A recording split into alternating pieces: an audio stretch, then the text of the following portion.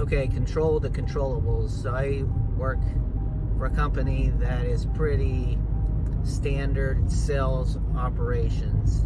And I was in a sales meeting a few months ago, and we posed the question, or what are some things, let's come up with 5 things that are holding you back or keeping you from hitting your goals. And all 5 things that the sales team of 5 came up with were things that were not within their control. The quality is always not as good as it can be.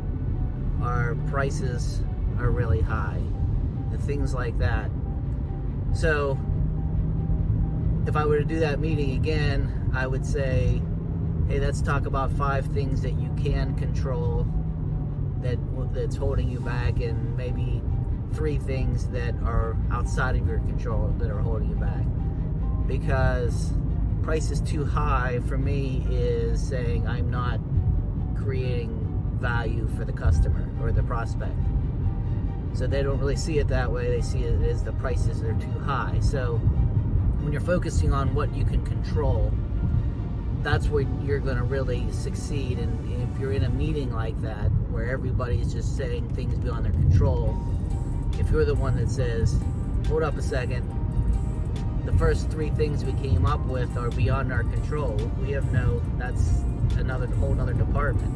Why don't we start focusing on things that we can control? I think the goal really here is to improve, not just to come up with a list of things to give to another department for them to improve. And so when I did the same thing with operations, I don't think it was 5, but I would say 3 of the 5 things we came up with were beyond their control. The estimates weren't good enough. Sales didn't set the right expectations. Our agreement was missing things in the scope that we had to do. That's why we aren't efficient. That's why we didn't hit the hours.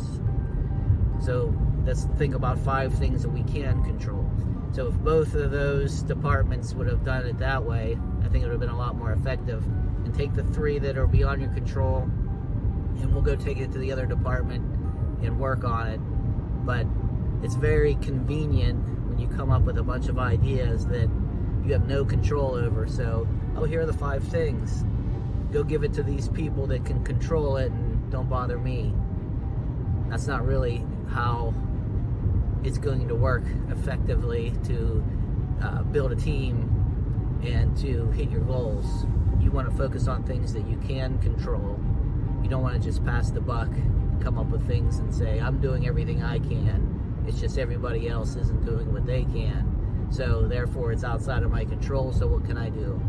So the attitude, really, the reason I made this chapter is to get that attitude of not only am I focusing on what I can control, I'm always thinking about what are the things that I can control that I can improve on. And I think if everybody on the team does that, that's when you're going to really have the success.